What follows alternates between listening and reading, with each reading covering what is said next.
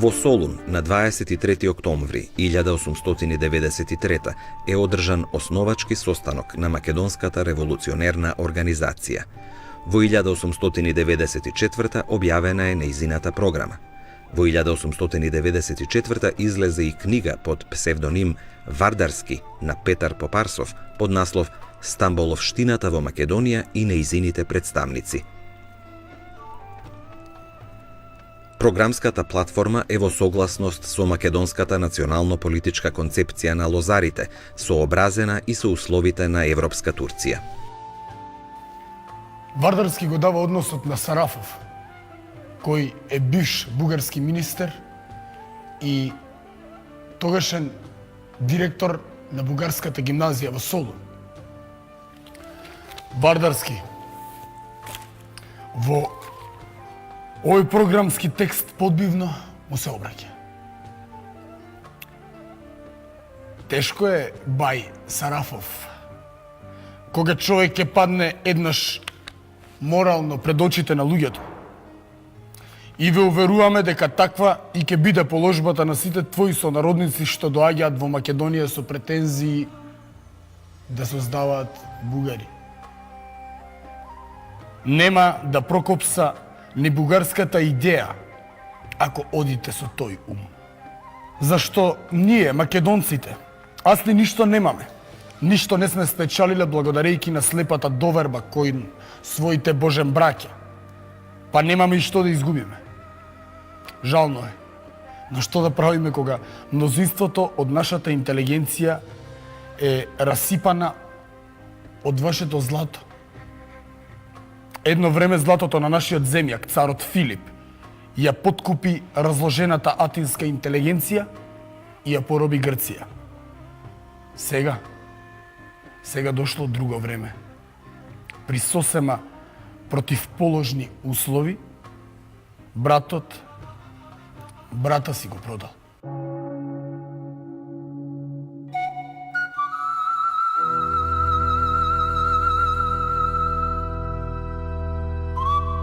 Вардарски го опишува односот на Сарафов кон своите учители. Со едни се ракува љубезно, на други само им подава рака, а трети не ги ни погледнува. Првите се привилегирани се верници, вторите се благоразумните, а третите? Па знаеш кои се третите. Тие се сепаратистите. Основачите на Македонската револуционерна организација, МРО, ја критикуваат во прв ред интелигенцијата и нејзината слугинска поставеност. Ке запишат. Како љубезни чеда, раководени во Солун од Сарафов, на кои тие се индиректни слуги, шпионирајќи овдека, онега, тие се господари во Солунската гимназија и слободни се катадневно да фрлаат по некоја навреда на адреса на Македонија. Ние ве храниме. Храни куче да те лае. Немате луѓе за работа.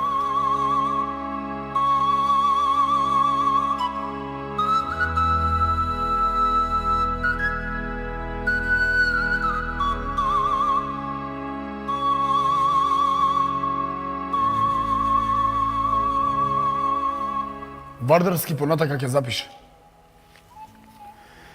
И додека бугаринот има широко поле да ја изрази својата општествена дејност, за македонецот остануваат само училиштето и црквата. Па ако му се одземе и тоа, тогаш тој силум се тера да се грижи само за своите лични интереси, кое што инстинктивно го прават и дивите зверови.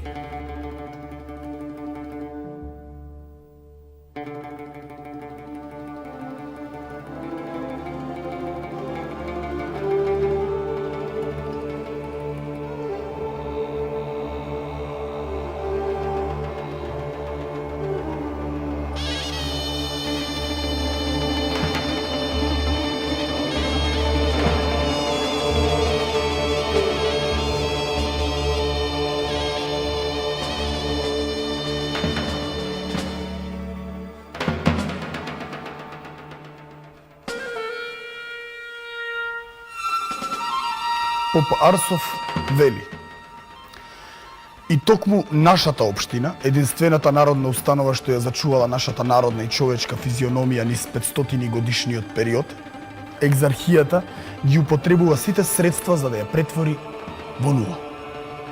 Да го задуши народниот дух. Токму таква е нашата положба. Ни даваат пари за да не убијате.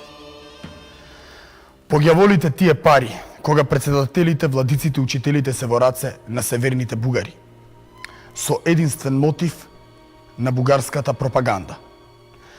И свесно се стреми екзархијата да го убие секое посамостојно движење кај нас и сака да го постави бугаро-македонскиот дух во полна зависност од неа, да го огради како пиле во кафес за да располага со него, да не окове во синџири за да не разигрува како мечка и да не води онаму од каде што го добива големиот бакшиш. Вардарски пишува: екзархијата дава пари и купува ветер, зашто народност со пари не се купува. Тоа е такво деликатно нешто кое штом ќе се сети дека го пазарат, се фиросува. Народноста како идеја може да постои само кај луѓе што се одушевуваат од повисоки идеи воопшто. Што сакате, впрочем, од куклите што ги создава екзархискиот режим? Со ним ќе се игра секој што им го знае простиот механизам – мевот. Вардарски ги исмева изборовите на бугарите, дека тие биле покултурни од македонците. Смешно е да се зборува зашто простиот македонец токму спротивно си го мисли, наречувајќи ги северните браќа безобразно, шопи. Вардарски подсетува: верува ли екзархот дека нема да дознае народот најпосле каде е злото? Од Скопје се слушаат гласови: не сакаме да знаеме за екзархот. Основачите на револуционерната организација веќе отворено најавуваат дека во Македонија сепак има луѓе што нема да ја остават екзархијата да се игра со цел народ по свој ќејф, па заканувачки подвикнуваат: до кога ќе бидеме храненици? Нема ли еден ден пак да станеме на своите сопствени нозе? Или уште ќе лазиме? Ѓорче Петров ќе потенцира: антиекзархизмот беше првата стапка на организацијата.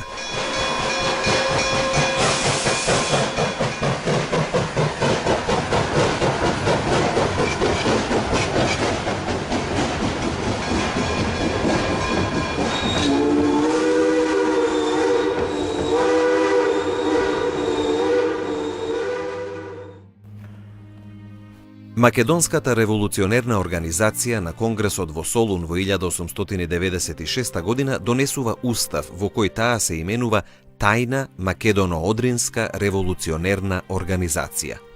Со проширувањето на организационата мрежа во Македонија почнуваат да се формираат тајни кружоци и комитети сред македонските ученици, студенти и емигранти во странство. Организациони филијали на ТМОРО беа формирани во Швајцарија, Австрија, Грција, Англија, Франција, Америка и во Русија.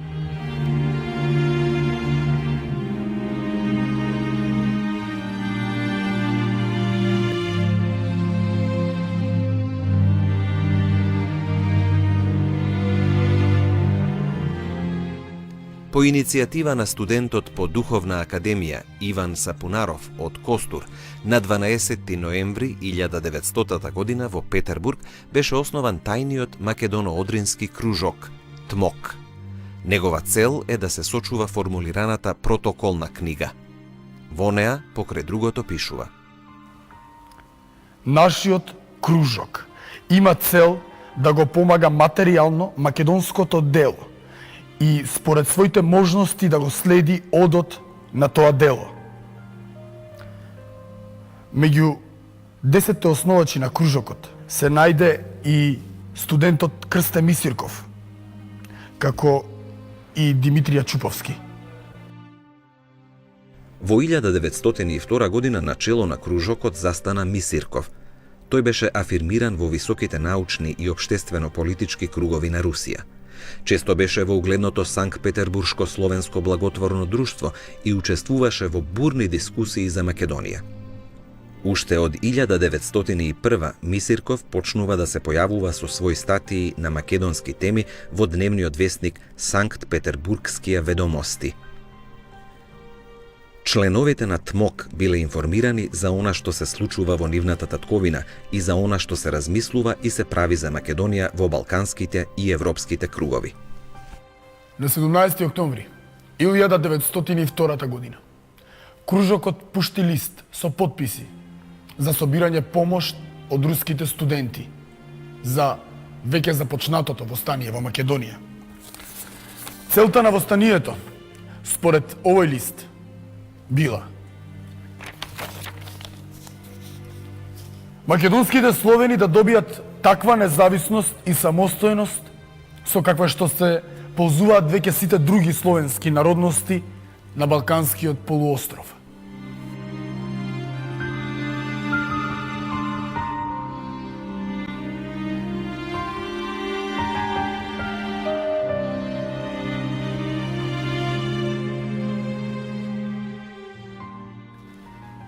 Во руската престолнина, членовите на ТМОК, начело со Мисирков и Чуповски, на 28 октомври 1902 година, го подпишуваат основачкиот акт на Македонското научно-литературно другарство, во кое програмски пишува: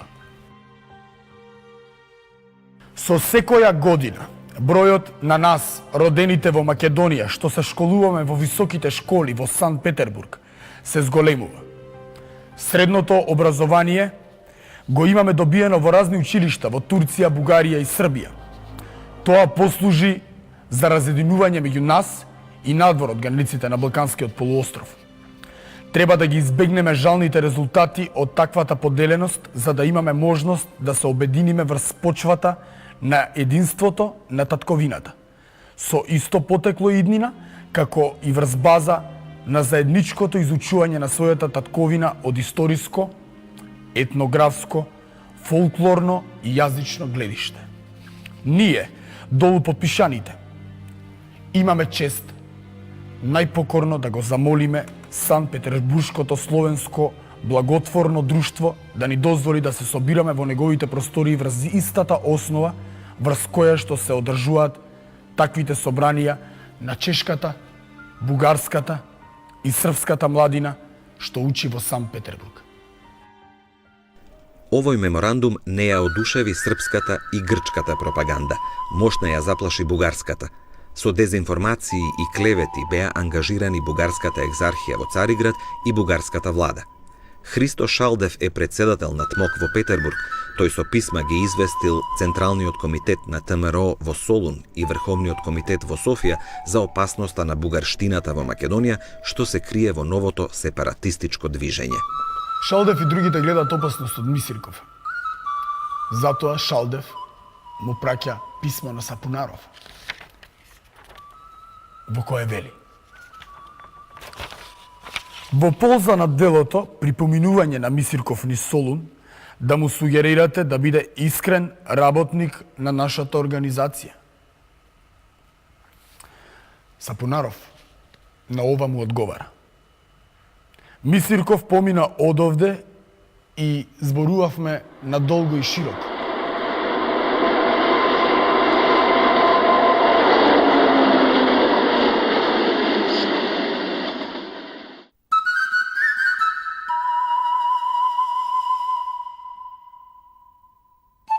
Мисирков заминува за Битола.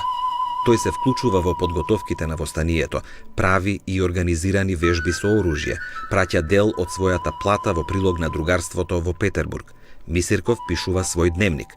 Во дневникот пишува: јас не можам да заборавам дека се и должам на својата татковина.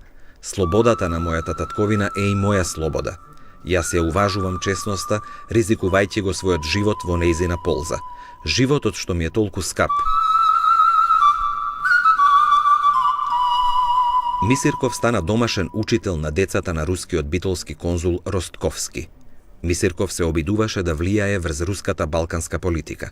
Во почетокот на Илинденското востание, конзулот беше убиен во присуство на Мисирков. И Мисирков мораше да ја напушти Македонија заедно со мртвото тело на Ростковски. Мисирков се врати во Петербург. Во статии ги објасни причините на македонското востание.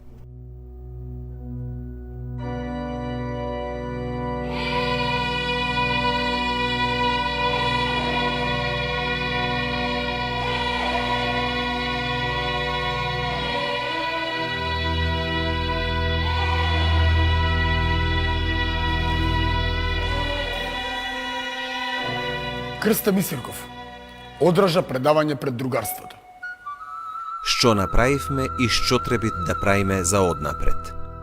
Имат ли се нужда од македонски национални научно-литературни другарства и националниот сепаратизам, земјишчето на кое се имат развиено и ќе се развиваат за однапред? Кон тие текстови Мисирков ги додаде студиозните истражувања и сознанија. Составуваат и можат ли Македонија да се составуваат од себе одделна етнографска и политична единица, и неколку зборови за македонскиот литературен јазик.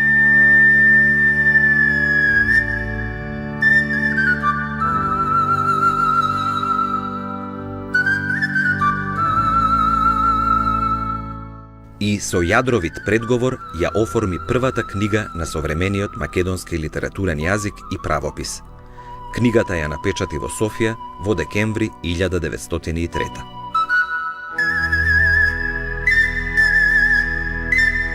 Мисирков укажува на основната тенденција на неговата книга, на другарството, и зошто е потребна кодификацијата на македонскиот литературен јазик. Мисирков потенцира онајет прво Македонија да се неутралисат за Бугарија и Србија и да се оддалечит еднакво од двете држави, и друго, она требит да се објединит на јазична основа. Тие принципи ќе раководат изработувањето на литературниот наш јазик, они ќе раководат и праописот. На тие два принципа одговарат прво, прилепско-битолското наречие за литературен јазик, како еднакво далеко и од српскиот и бугарскиот јазици, и централно во Македонија. Второ, фонетичниот праопис со употребените во таа книга писмени знакои и со мали отстапки на етимологијата. И трето, речничниот материјал да е собрајне од сите македонски наречија. При тоа, уште во предговорот, Мисирков дообјасни. Како последувач на идејата за полно одделање на нашите интереси од интересите на балканските народи и за самостојно културно-национално развијање, јас и ја написав на централното македонско наречје, кое за мене, од сега натамо, имат да бидит литературен македонски јазик.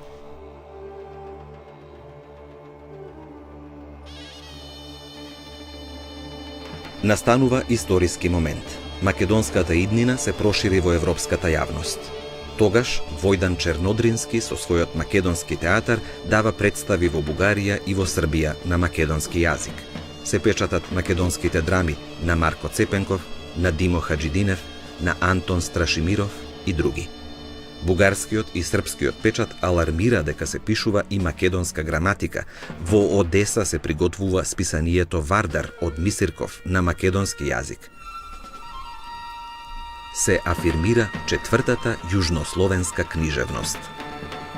Чуповски води разговори во турската и во австро-унгарската амбасада во Петербург за решавање на македонското прашање.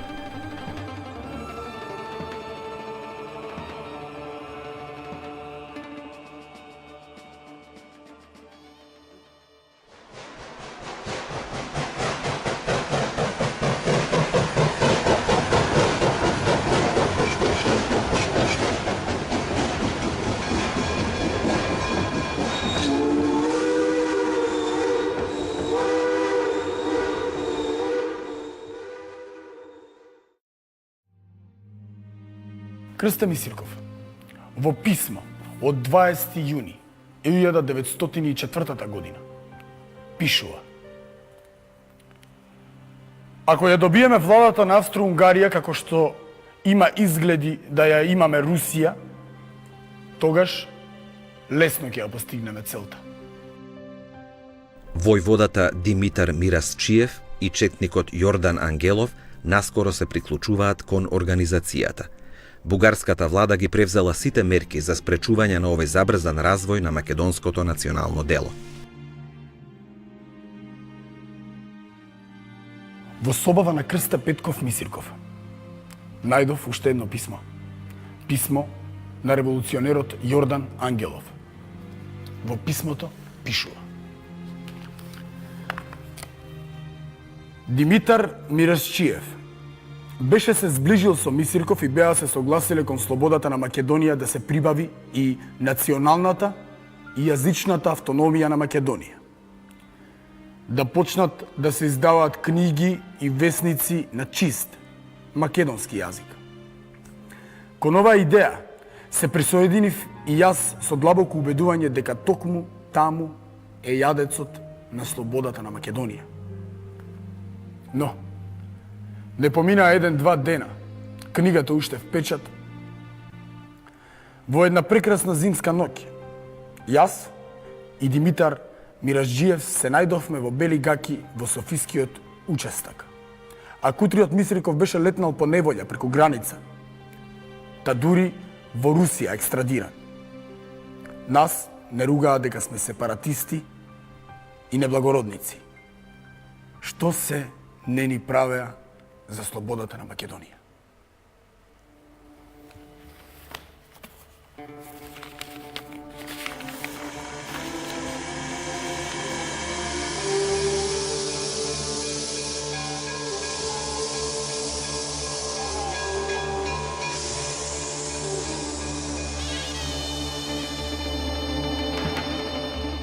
Уште на 28 јули 1902 година, во време на Македонскиот конгрес во Софија, Борис Сарафов изјавил: